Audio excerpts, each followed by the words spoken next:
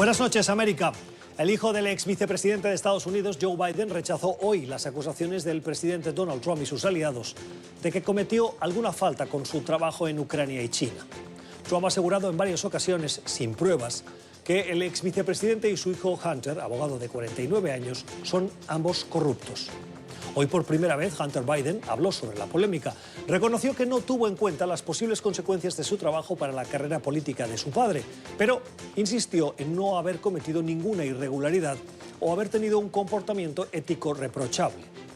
Esos trabajos del hijo de Joe Biden han llevado a Trump a justificar las supuestas presiones que él como presidente habría ejercido sobre el líder de Ucrania para que se investigara a los Biden. Más allá del cuestionable comportamiento de Trump presionando a un líder extranjero por intereses partidistas, Hunter Biden sí tuvo un poco acierto. De nada sirve recordarle a Trump que sus hijos siguen haciendo negocios en el extranjero. De nada sirve recordarle que Jared Kushner y Ivanka, ambos hoy asesores en la Casa Blanca, hayan tenido negocios o relaciones personales con gobernantes con los que hoy siguen tratando intereses de Estado. El daño a Biden ya está hecho. Trump es un hábil comunicador que sabe cómo marcar la agenda, manchar la imagen de un contrincante para desprestigiarlo, extendiendo la sombra de la duda con comentarios, insultos o insinuaciones que no importa si responden o no a la realidad. La política es sucia y la política en la era Trump es aún más sucia. Es cierto que Trump no durará para siempre, puede ganar o perder el año que viene, pero seguro terminará en el 2024. Lo que seguro durará por años de su salida a la Casa Blanca son las nefastas consecuencias para la política estadounidense, cuya credibilidad tardará en recuperarse entre los estadounidenses. Son las 8 en Bogotá, Lima, Quito, las 9 en la costa este de Estados Unidos y las 10 en Buenos Aires y Santiago. Y esto es cuestión de poder. Bienvenidos. Hoy en el programa, noche de debate de precandidatos demócratas. Escándalo ucraniano, tema central. Ecuador llevó ante la OEA denuncias de intento de desestabilización extranjera. Espere entrevista con el canciller del país sudamericano. El caso del hermano del presidente de Honduras, Juan Orlando Hernández, ¿podría comprometer la relación de Estados Unidos con este país centroamericano? Victory is winning for our country. Comienza un cambio de régimen político. Desde nuestros estudios en Washington, la opinión, el análisis y las voces que nos ayudan a comprender nuestro mundo. Es cuestión de querer, es cuestión de poder. Comenzamos y lo hacemos con algunas noticias de la actualidad que nos han llamado la atención, a las que les queremos poner notas al pie o la voz de los expertos. La primera, la cifra que nos ofrece el trabajo periodístico del prestigioso rotativo The Washington Post, que desde el día 1 de la presidencia de Donald Trump se ha dedicado a escuchar y a analizar la falsedad o la veracidad de las afirmaciones del presidente. La última cifra llama la atención, es sorprendente.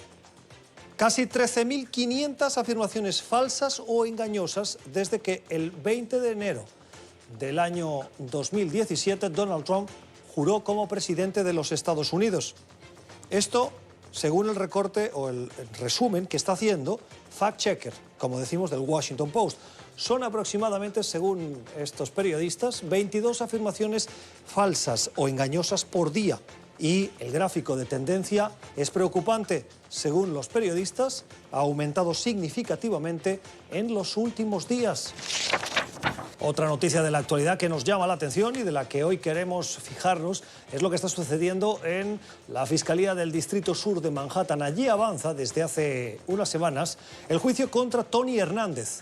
Dicho así, tal vez no les suene, pero Hernández, que es un apellido muy común en el continente latinoamericano, es el apellido del presidente de Honduras, Juan Orlando Hernández. A quien se juzga en esa corte del Distrito Sur es a su hermano. Estados Unidos lo acusa de formar parte de una red de narcotraficantes, de haberse beneficiado, y el juicio que ha avanzado con testigos en los últimos días que están cooperando con la Fiscalía, hoy ha tenido las últimas intervenciones de esos cooperantes, de esas voces que forman parte de la acusación del Estado en contra de Tony Hernández, y muy probablemente el juicio podría entrar en su fase final. Un juicio rápido, pero con declaraciones contundentes, muchas de las cuales salpican de una u otra manera al actual presidente hondureño. Honduras es uno de los países que forman parte del Triángulo Norte y que se ha visto afectado por esos escándalos de corrupción y también por la inestabilidad que vive el país. Y es que en las calles muchos protestan contra Juan Orlando Hernández, a quien consideran un presidente ilegítimo. Protestas en las calles y el juicio que avanza desde que se produce esa inestabilidad. Un dato ha caído alrededor del 40% en los últimos 6 meses, desde que la crisis política se ha agudizado, la inversión extranjera. Esto quiere decir que no hay tantas oportunidades de creación de trabajo, oportunidades para una mejora de las economías de los hondureños, porque la inversión extranjera no llega. Vamos a buscar el análisis. Vamos a saludar a Manuel Orozco. El señor Orozco es el director del programa de Migración y Desarrollo del Diálogo Interamericano. Señor Orozco, gracias por estar con nosotros. Bienvenido. ¿Cómo puede cambiar la relación de Estados Unidos con Honduras con este juicio que se lleva, que se adelanta contra el hermano del presidente, con Tony Hernández, el presidente Juan Orlando Hernández? Buenas noches. Sí, no cambia la relación, sino que la prioriza aún más debido a la magnitud del problema en que se encuentra Honduras. El país se encuentra en una sociedad bastante polarizada, dividida. Políticamente los partidos políticos se encuentran en un conflicto con sus propios demonios de cómo resolver el liderazgo para el país. Y en tercer lugar, el país también se encuentra prácticamente consumido por el crimen organizado, un ecosistema bastante complejo. Esas tres consideraciones lo que han generado son situaciones como las que se revelan en el juicio de Juan Orlando Hernández, el hermano del presidente, Juan Orlando Hernández, de Tony Hernández. Entonces, la consecuencia de esto es que para Estados Unidos hay que fortalecer la relación en áreas más puntuales que permitan realmente traer estabilidad política a este país. Nos llamaba la atención, y la decíamos antes, la cifra de inversión extranjera en los últimos 6 meses ha caído alrededor del 40%. No es ningún secreto que si no hay inversión extranjera, no hay seguridad para las empresas, no se crean oportunidades para los hondureños. Es decir, hay menos trabajos y por lo tanto hay más facilidades o más posibilidades de que haya más migración hacia Estados Unidos. ¿Qué puede hacer Estados Unidos precisamente para revertir esta situación? Honduras tiene una tasa de crecimiento bastante pequeña. De hecho, la inversión extranjera a Honduras ha sido bastante limitada. Ha consistido predominantemente en inversión en capitales financieros, en adquisición de bancos, etcétera, pero no en colocación de capital en el mercado local. La mayoría de la inversión va en la economía de la maquila, que no necesariamente deja rentabilidad a todo el país. Entonces, realmente lo que Honduras necesita es mejorar su infraestructura y su estructura económica. Y una de las consecuencias de la migración ha sido precisamente la ausencia de buenas oportunidades de empleo. En un estudio que hicimos, encontramos que aquellas personas hondureñas que viven entre $200 y $400 son las que tienen la mayor probabilidad de migrar. Y también son aquellas personas que no va a mejorar en el corto cercano, y tampoco va a mejorar en el futuro. Entonces, realmente hay una perspectiva muy pesimista de la economía hondureña y es un factor clave que genera más migración. Es el análisis de Manuel Orozco. Manuel Orozco es director del programa de Migración y Desarrollo del Diálogo Interamericano. Señor Orozco, gracias. Feliz noche. Y en nuestro artículo recomendado, hoy nos fijamos en un análisis que hace el semanario The Economist con el sugerente título de Perú. El presidente de Perú abre la caja de Pandora. Dice el articulista que Perú, en estas últimas décadas, ha permanecido un poquito al margen de la inestabilidad que se ha vivido en América Latina. Y esto fundamentalmente se ha producido, de acuerdo al rotativo, el periódico, la revista británica, por 2 motivos. Uno, porque durante gran parte de estos últimos años los diversos gobiernos del Perú han apostado por la economía del mercado, por el libre mercado, lo cual ha generado oportunidades para los peruanos. Como dato, por decirles algo, en el 2001 el 55% de la población peruana vivía en situación de pobreza. Hoy este 55% ha bajado al 21%, un dato de cómo los peruanos han mejorado. El otro, debido a esta calma que se ha producido en Perú hasta estas semanas recientes, se ha producido por el distanciamiento, el desdeño de gran parte de los peruanos de la política y de su clase política. Ha habido una desconexión paulatina de los peruanos con la política, pero eso no ha generado inestabilidad. Esa calma social, dice el The Economist, ahora podría peligrar. Y es que el presidente Martín Vizcarra ha tomado la decisión de echarle un pulso al Congreso y, como saben, hasta hace unos días había esa lucha de poderes, ese pulso que llevaba a una crisis de instituciones, una crisis de constitucionalidad en el Perú, entre el presidente, el Ejecutivo, y el Congreso, el Legislativo. Martín Vizcarra decidió disolver las Cortes y convocar elecciones. Y eso crea un precedente que, según el The Economist, puede ser peligroso. No hay respuesta fácil al conflicto de poderes en Perú. En 1960, un levantamiento similar terminó con el derrocamiento de un presidente en un golpe militar. Al menos Perú se lo ha ahorrado ahora. En muchas maneras, la mayoría fujimorista en el Congreso trazó su propio declive, pero incurriendo en lo que algunos consideran un abuso del poder presidencial, el señor Vizcarra ha puesto en duda las reglas del juego político en Perú y él ha trazado un precedente que podría ser copiado por gobernantes cuyas intenciones podrían ser peores. Y terminamos con la noticia en positivo, una noticia, un ejemplo que nos da una persona que hoy vive en Estados Unidos, 24 años, es programador de videojuegos, pero en su niñez fue refugiado. Vivió el conflicto en Sudán del Sur y vivió en un campo de refugiados en el norte de Uganda. Fue tan dramática esa experiencia que incluso uno de sus familiares, una hermana, murió y él, siendo tan pequeño, ni la recuerda. Sus padres llegaron a Estados Unidos y él pudo desarrollar una carrera en el mundo de los videojuegos, de la programación. Y esa experiencia le ha llevado a elaborar y presentar un proyecto, un videojuego, que lleva por nombre Salam, que en árabe significa paz. El objetivo del videojuego es estimular la resolución de conflictos y la paz entre los adolescentes. Salam, un título que inspira y que, a tenor de los datos, puede tener un gran impacto. Fíjense, 8 de cada 10 adolescentes dicen tener una consola y el 90% de los mismos dice que juegan a videojuegos a través del celular o un computador. Si se apuntan, como muchos otros programas, a este juego, a Salam, las repercusiones, el impacto en esos adolescentes puede ser una historia en positivo. Ya regresamos. Seguimos en Cuestión de Poder. Hoy la Organización de Estados Americanos celebró un Consejo Permanente Extraordinario para recibir al canciller de Ecuador, un país que ha pasado 11 días de disturbios, altercados, protestas que han dejado 9 muertos, 1.300 heridos y casi 1.200 detenidos, esto según la Defensoría del Pueblo. Protestas contra un decreto que impulsó el gobierno de Lenín Moreno, que intentaba reconducir las finanzas públicas, pero que ha tenido que retroceder, dar marcha atrás, suspender debido a esa situación de inestabilidad en el país. Hoy el canciller se ha dirigido a ese Consejo Permanente, José Valencia, para decirles que, si bien defienden el derecho a la libertad de expresión y de manifestación, denuncian un intento de ir por la vía rápida para sacar del gobierno a Lenín Moreno y también un intento de desestabilización con elementos infiltrados. Fuerte denuncia que se ha escuchado hoy en ese Consejo Permanente. Minutos después de esa reunión nos recibía el canciller y manteníamos una conversación con él. Hoy se la ofrecemos. Las palabras de José Valencia en Cuestión de Poder. Canciller Valencia, gracias por estar en NTN 24. Bienvenido.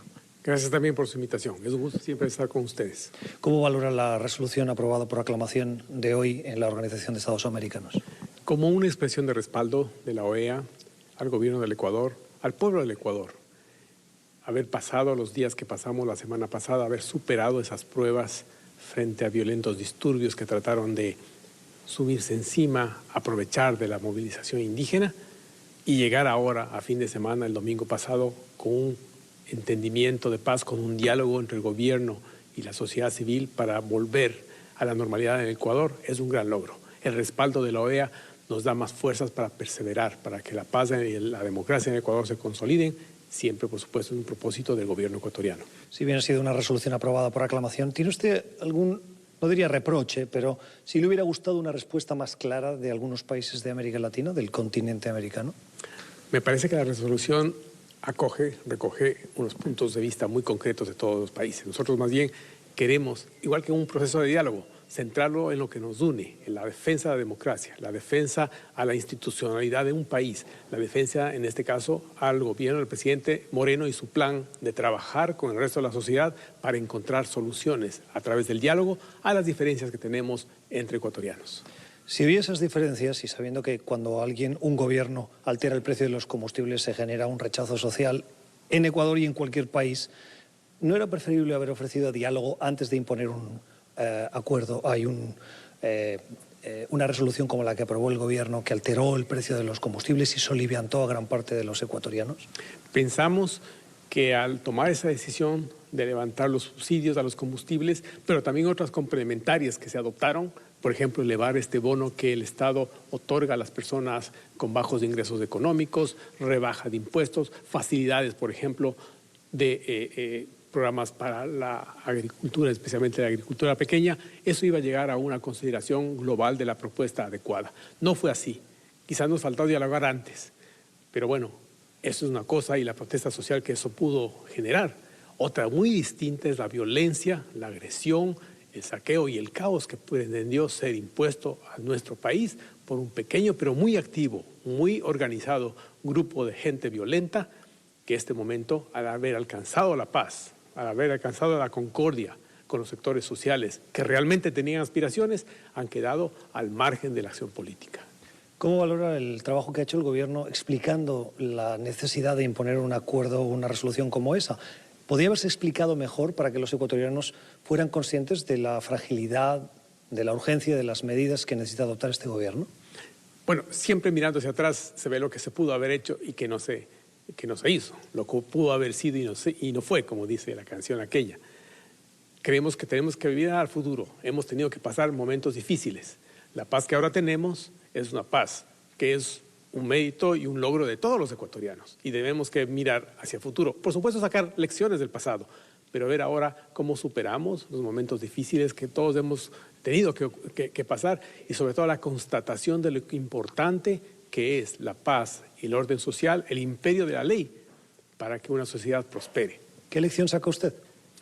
Esa es la lección principal, la lección de que si los ciudadanos que creemos en la democracia, estamos convencidos que solamente la defensa de las instituciones democráticas nos dará como resultado una sociedad donde los derechos humanos se garanticen, esa es un bien en sí mismo, es un bien que se debe proteger, es un bien que se debe proteger incluso forzándonos o buscando de manera activa limar nuestras divergencias, nuestras discrepancias a través del diálogo. No podemos dar la oportunidad a que grupos violentos, caóticos o con agendas extremistas sean los que secuestren de una manera a la sociedad y reorienten el discurso social, ya no al discurso, sino a la acción violenta.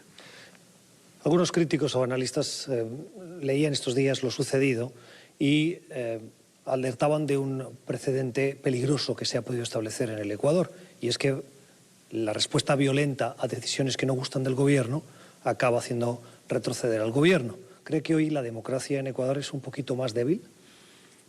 Esa es una de las, digamos, de los resultados o las conclusiones que se pueden obtener. Pero también hay otra conclusión muy importante.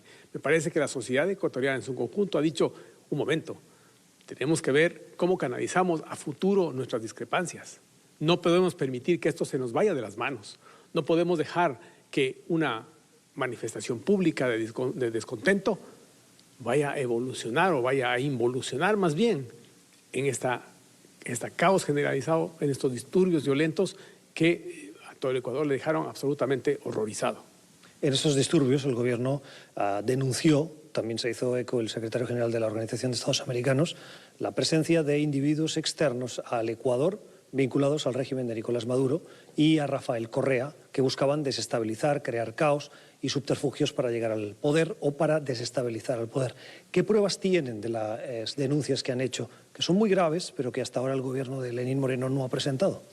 Los llamados clarísimos, para empezar, a través de medios de comunicación, en redes sociales, a interrumpir el proceso democrático en el Ecuador, a derrocar al presidente Lenín Moreno, a que cese en su cargo de manera violenta como fruto de esta acción de violencia en las calles y en distintas ciudades del país.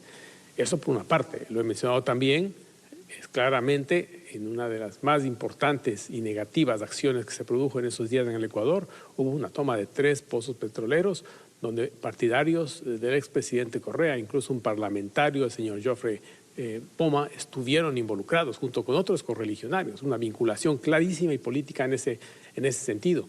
Luego la participación, que todavía no sabemos por qué se dio, o sea, 41 ciudadanos venezolanos han sido detenidos en el Ecuador o por participar en estos actos de violencia. En sí son un delito, además que los extranjeros usualmente no pueden participar en ningún tipo de actividades de este tipo en los países que les acogen. Otro grupo fue capturado y eso nos preocupa muchísimo porque tenía incluso información sobre movimientos de la caravana del presidente y del vicepresidente. Esto es un asunto extremadamente riesgoso. Las autoridades están investigando todo aquello. Todos esos elementos y otros más que las autoridades también tienen conocimiento y que van a desarrollar sus investigaciones próximamente, llevaron al presidente a decir lo que dijo. No me pongo a mencionar los llamamientos públicos que hemos escuchado del propio señor Maduro y también de otros altos funcionarios de su gobierno llamando a la rebelión. ¿Rebelión contra qué? ¿Contra un régimen democrático como el ecuatoriano? Eso no es rebelión, esa es subversión del orden democrático. Hubo implicación también de organizaciones ilegales y narcoterroristas como las FARC o el ELN. Hubo un pronunciamiento de las FARC respaldando a los eventos, estos disturbios que hubo en el Ecuador mezclados con la protesta pacífica una vez más. Tengo que reconocer, lo he dicho aquí, además no tengo por qué reconocerlo porque es un hecho. La CONAIE, la principal confederación indígena, claramente ha puesto distancias y ha rechazado y condenado los actos violentos, los saqueos, los atentados contra edificios públicos, el ataque a servidores públicos, policías, fuerzas armadas, como actos que no se compadecen, que no van de la mano, de los cuales la CONAIE no participa, sino que trataron claramente de aprovecharse de una protesta social para buscar esos otros fines protervos de desestabilización de la democracia, de desestabilización del gobierno del presidente Moreno y de llevar el país al caos para pescar a río revuelto. En el asalto a la Contraloría se quemaron pruebas de los expedientes y los casos que se siguen contra el expresidente Rafael Correa. Es curioso, en el asalto a la Contraloría se incendia el edificio y sistemáticamente los asaltantes sacan expedientes de los archivos, arman piras, los queman o los lanzan por la ventana para que se destruyan con más facilidad. El Contralor del Estado ha dicho que si bien varios expedientes se han visto comprometidos de investigaciones y de trabajos de la Contraloría, aquellos expedientes que dicen asuntos de mayor envergadura, de mayor importancia en términos de repercusión social, de escándalos mucho más serios, están a salvo. Y están a salvo porque evidentemente la Contraloría ha tenido la curiosidad, el cuidado de hacer copias, de mantener a buen resguardo algunos de esos documentos y afortunadamente para la justicia ecuatoriana no han sido afectados. Es la declaración del Contralor Pablo Celi. Nosotros, por supuesto, como parte del Ejecutivo, nos felicitamos porque así haya sido en medio de la tragedia, que al menos estas pruebas puedan continuar en manos de las autoridades de control y después, por supuesto, cuando llegue el momento, de las autoridades de la judicatura, de la justicia ecuatoriana. ¿Cómo valora la decisión del Gobierno de México de acoger a algunos asambleístas en asilo o en protección en su sede diplomática en Quito? Lo hemos dicho, la decisión de otorgar asilo o determinar asilo, un asilo político depende y es una facultad soberana de cada país. Nosotros no prejuzgamos al respecto. Hemos sí manifestado que nos sorprende que muchas de estas personas, o si no todas, busquen refugio cuando no tienen una orden de prisión, por lo menos hasta ahora, en el país, y mucho menos que tengan, como ellos alegan, o que sean víctimas, como ellos alegan, de persecución política. En el Ecuador no hay persecución política. El Estado ecuatoriano y el gobierno del presidente Moreno es un gobierno extremadamente respetuoso de los derechos humanos. No tiene absolutamente nada que ver con lo que ocurría en el régimen anterior del expresidente Correa. En ese régimen, por ejemplo, hubo persecución abierta a los indígenas. Varios líderes indígenas terminaron en la cárcel acusados de actos de terrorismo, por ejemplo. Hubo incluso muertes de los líderes indígenas que nunca se esclarecieron. Se les quitó la sede de su organización, de la CONAIE, le fue expropiada por el gobierno, se suspendió un acuerdo que tenían para usarla por un número indeterminado de años, 20 años más. El presidente Moreno hizo, mucho antes de estas protestas, justamente lo contrario. Les devolvió por un lado esa sede y amnistió a muchos de esos líderes indígenas que habían sido injustamente violando el derecho a la legítima defensa muchas veces, o el debido proceso, habían sido llevados a prisión. El presidente les dio la amnistía al presidente Moreno. Terminamos. A partir de ahora, Ecuador intenta recuperar la normalidad. Está en proceso ese diálogo que tiene que dar un nuevo decreto. ¿Cuál es la línea roja que el gobierno no está dispuesto a que se cruce en esa elaboración de ese nuevo decreto? No queremos hablar de líneas rojas, más bien queremos verlo positivamente. Pero viene marcada por la situación económica del Ecuador. No estarán dispuestos a aceptar cualquier cosa, me imagino. No, nosotros no lo podemos de esta manera. No lo podemos como, miren, de aquí no pasamos. Más bien queremos persuadir a la otra parte, es decir, cómo podemos hacer para juntos llevar adelante o sacar adelante un programa económico saludable para todo el país.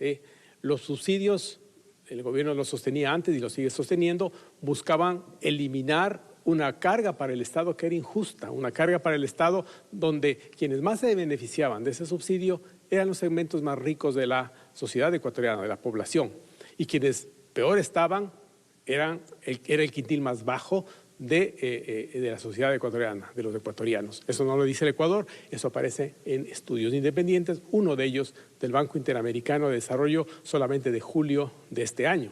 Nosotros creemos que los entendimientos pueden ser y van a ser muy positivos, en eso estamos enfocados ahora, no necesariamente ver la cosa de una forma, desde otro punto de vista que no promueva ese entendimiento y esos consensos. Conceller, muchas gracias. Gracias también, muy amable por la entrevista. José Valencia, el canciller ecuatoriano, dando explicaciones después de su paso por el Consejo Permanente Extraordinario que hoy se ha celebrado en la Organización de Estados Americanos. Esto es Cuestión de Poder, ya regresamos.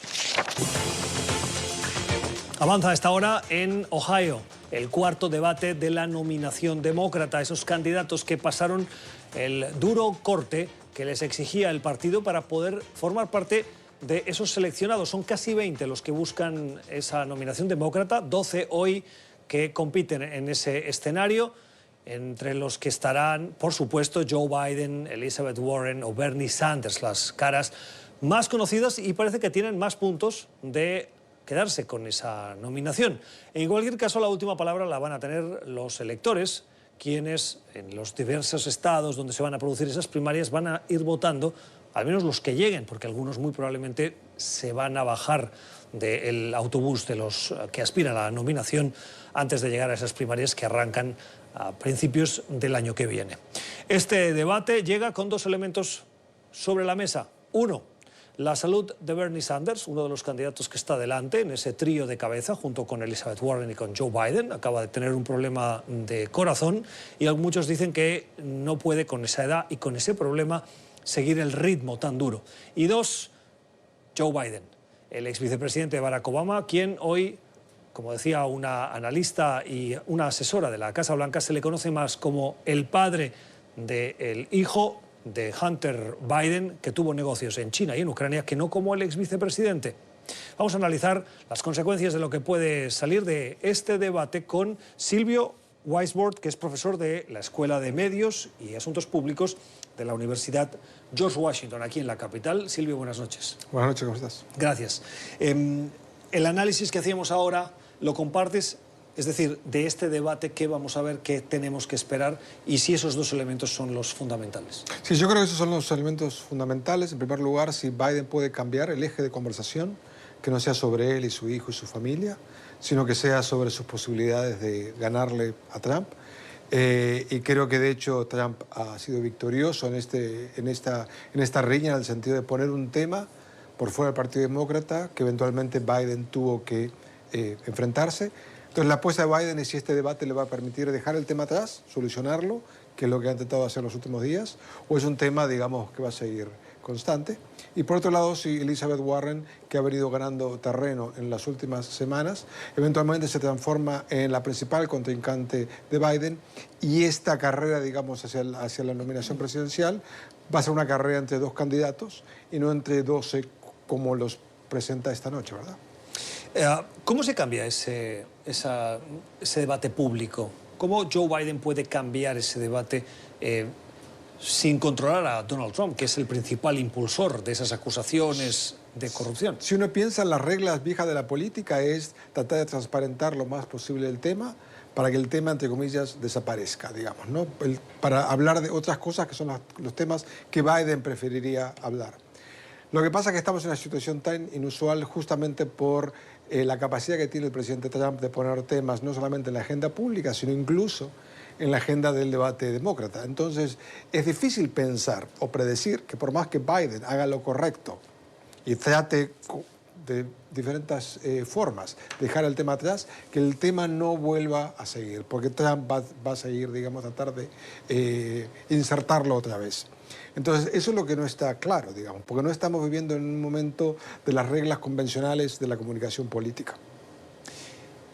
¿Deberían los demócratas y particularmente Joe Biden atacar a Donald Trump en los mismos términos para contrarrestar esas acusaciones que manchan sus credibilidades? Sí, y eso es lo que Biden ha intentado hacer usando un lenguaje más, digamos, poco convencional, un poco más fuerte, sin llegar a los límites trumpianos, digamos, de cómo hablar sobre otros candidatos, para, digamos, decir yo soy la persona que puede ganarle a Donald Trump. Acá lo que interesante es que los votantes demócratas en su gran mayoría tienden a pensar quién es el que puede ganarle a Trump. El resto de los temas, la propuesta sobre salud pública, sobre el sector financiero, son un distante tema secundario. El principal tema es quién se piensa que puede ser. Pero eso es lo que piensa seguramente la dirección del Partido Demócrata. Pero los votantes en los estados clave, ¿piensan en eso o piensan en cómo va a ser mi seguro de salud, cómo voy a recuperar mi sueldo antes de la crisis del 2007, qué candidato me va a garantizar que la planta industrial en la que yo trabajo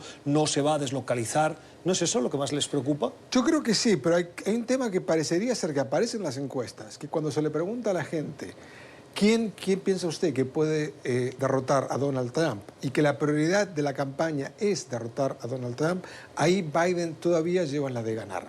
Cuando se hablan de otros temas más de la economía familiar, economía doméstica, de trabajos, ahí pareciera que otros candidatos, Warren, Sanders, incluso otros, tienen cierta ventaja. Entonces yo creo que la disputa es hacia el partido, dentro del Partido Demócrata, es si elegir un candidato que sea visto como quien tiene las mejores chances de derrotar a Donald Trump, o el candidato que va a resolver problemas, digamos, más inmediatos a nivel familiar, de trabajo, educación, que tiene, digamos, gran parte del electorado demócrata. Conociendo como conoces el electorado de Estados Unidos, ¿quién tiene más opciones? ¿Elizabeth Warren con un Bernie Sanders abrazándola o un Joe Biden con la dirección del partido al frente de esa? Yo creo que estamos en un momento que puede llegar a haber un escenario de competencia entre dos personas, entre Warren y Biden. Y ahí creo que va a cambiar el ritmo de la campaña. Vale decir, porque va a ver cómo Biden va a tratar de demostrar que Warren es una candidata, primero que no es una candidata que puede derrotar a Donald Trump, y en segundo lugar que algunas de sus propuestas son demasiado, entre comillas, maximalistas para el electorado demócrata. Y por otro lado, Warren va a tratar de recabar votos de los otros candidatos, que es lo que viene haciendo, por lo menos la inclinación de voto, con propuestas, digamos, más progresistas o más a la izquierda de lo de Biden. Todavía es temprano decir, pero creo que nos estamos encaminando para el próximo mes o para diciembre incluso, en esta, digamos, competencia entre dos candidatos con propuestas ideológicas muy diferentes y con percepciones sobre sus chances para derrotar a Trump que también son distintas. Lógicamente, Elizabeth Warren cuenta con que en algún momento de esta competencia le saque una clara ventaja a Bernie Sanders, que es con quien compite dentro de los electores demócratas, esa parte más de izquierda del partido, y consolidarse. Pero esto me lleva a la siguiente reflexión. En las últimas semanas, Bernie Sanders ha tenido un problema de salud grave. Un problema de salud grave que cuestiona su capacidad de resistencia, aunque uno no sea médico, pero que es evidente en unas competencias de primarias que son muy exigentes y más en una carrera hacia la Casa Blanca ya como nominado. ¿Cuánto le afecta esto a la imagen y a la credibilidad de la campaña y de la marca de Bernie Sanders, teniendo en cuenta que los candidatos que hoy parece que están en esa liza, tanto Elizabeth Warren como Joe Biden, como Donald Trump, son candidatos que están en las décadas de los 70. Sí. Quiero decir, claro. Que son el tema es septuagenarios. Porque hay dos versiones sobre la candidatura de Bernie Sanders. Una, la versión es que es una candidatura que realmente lo que quiere es ser nominado a la presidencia. Y otra es lo que siempre se viene diciendo sobre Bernie Sanders, que es más testimonial, de sentar principios, de sentar política, de meter ciertos temas en la conversación pública. ¿Y tú cuál crees que es? Yo creo que en esta campaña, no en la anterior, es más el segundo tipo. Vale, si es una campaña donde él, creo que más allá de las exigencias que tú mencionas y de los problemas médicos que él ha tenido, lo que más lo impulsa es justamente asegurarse que los temas que son centrales en su campaña electoral y en su visión de la política de Estados Unidos sigan teniendo un lugar. Él creo que no está listo como para, digamos, tirar la toalla, digamos, salvo que pase algo inesperadamente en temas de salud. Entonces yo creo que es una campaña fundamentalmente para que ciertas prioridades no caigan fuera, no estén, digamos, sean invisibles. Y creo que Sanders sigue manteniendo, y aparte tiene un caudal de apoyo bastante importante dentro del Partido Demócrata, que lo muestra que casi todas las encuestas él marcha tercero en los favoritismos que tiene el electorado demócrata. ¿Cuán compatibles son esas ideas de Warren y particularmente de Bernie Sanders con el centrismo que vende Joe Biden?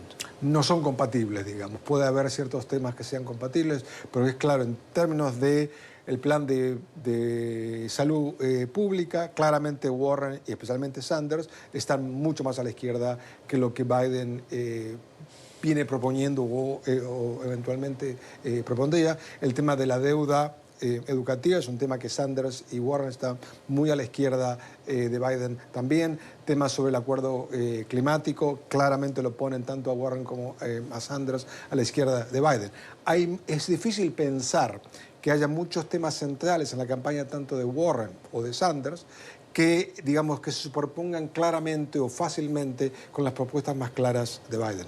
Por eso yo creo que eventualmente nos encaminaremos a un candidato que parecería ser Biden, que va a encarnar la opción más centrista, y un candidato más de izquierda que pareciera que ser Warren, en virtud de su ascenso en las encuestas en los últimos 2 meses, que recaba votos principalmente o apoyo de otros candidatos. ¿Eso cierra la puerta a un eventual tándem Joe Biden, Elizabeth Warren?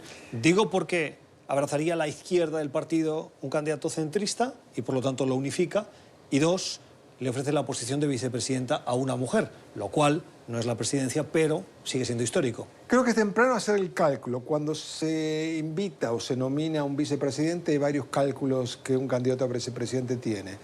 Y todavía es temprano por el escenario mismo de elección, todavía no está claro.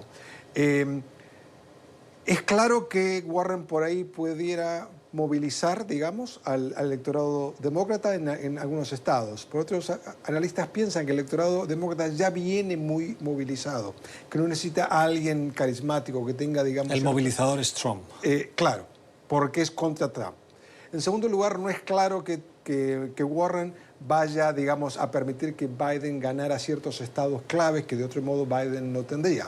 Warren viene de Massachusetts, que es un estado demócrata, y no es claro que el apoyo que ella tiene lleve votos en otros estados de los llamados swing states, de esos estados que pueden ir tanto para republicanos como para demócratas. Es claro que el tema de un perfil de una mujer, digamos, puede ser atractivo, pero no parecería ser obvio, y más allá de las cuestiones personales, porque muchas de estas decisiones tienen que ver con una cuestión de química personal entre dos candidatos, ¿verdad? No es solamente estratégicamente lo que un candidato o una candidata a vicepresidente trae para el otro. Entonces creo que todavía es muy temprano pensar en eso. Por otra parte, sí se está especulando que si Warren es la candidata, ella sí necesitaría a alguien que contrapesara la imagen, la percepción de sus políticas. Alguien que transmitiera un mensaje, digamos, más institucionalista, más sistémico que lo que Warren es percibida, especialmente en un electorado clave. Acá el electorado clave es este. El electorado clave es el electorado suburbano, fundamentalmente mujeres, en estados que pueden ir por un lado para el otro. Ese es el electorado clave, que tanto Biden como Warren tendrían que seducir y ganarle. Es la opinión de Silvio Weisbord, que es profesor de la Escuela de Medios y Asuntos Públicos de la Universidad George Washington, aquí en Estados Unidos. Silvio, gracias por tus comentarios. Hemos aprendido esta campaña que está en el principio, en los albores, y de la cual nos quedan muchos meses. Seguro tendremos ocasión de seguir hablando. Gracias. Vamos a la pausa. Esto es Cuestión de Poder. Vamos a las redes sociales. Y en las redes sociales esta semana nos fijamos en Argentina. ¿Por qué? En Washington se está llevando a cabo la reunión de otoño del Fondo Monetario Internacional. En esa reunión ha sabido la previsión de las cifras económicas para la región latinoamericana. Y Argentina parece que tiene muchos números para ser destacada. La Argentina va camino a ser este año el tercer país con mayor inflación del mundo. El top 5 del WEO, del Fondo Monetario Internacional. Venezuela, Zimbabue, Argentina, Sudán, Sudán del Sur. Top 5 de inflación anual. Sudán y Sudán del Sur, en guerra civil y al borde de la desaparición, han mejorado nuestra performance. Y si además de Argentina nos fijamos en otras economías que tienen problemas, sin duda Venezuela está entre ellas. Estos días hemos escuchado al líder del régimen, a Nicolás Maduro, aumentando el salario mínimo, pero con un par de imágenes y dos ejemplos, uno se da cuenta de que ese aumento es una farsa. Todo este dinero equivale a 1,50 dólares, ni siquiera $2. Esto es un salario mensual de Venezuela. Con esto te puedes comprar casi 200 gramos de queso o 1 litro de leche. ¿Sí o no? Ni siquiera alcanza para ambas cosas. La situación difícil para los venezolanos.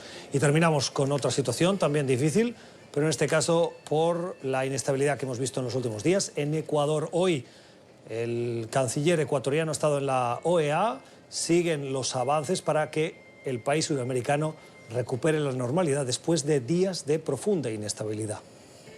Siempre estuvo dispuesto al diálogo, las medidas eran necesarias para el país. Nuestro presidente, pensando en la paz y en el bienestar del pueblo, llamó a la calma. Felicitaciones, señor presidente. Ahora vamos juntos a reconstruir Ecuador. Qué alegría sentimos al saber que vencimos a la violencia y que todo está volviendo a la normalidad. Que viva la paz en Ecuador. La situación en Ecuador que también nos preocupa. Así terminamos. Gracias por la generosidad de su tiempo. Esperamos que hayan aprendido como lo hemos hecho nosotros de nuestros invitados. Volvemos mañana. Que tengan una feliz noche.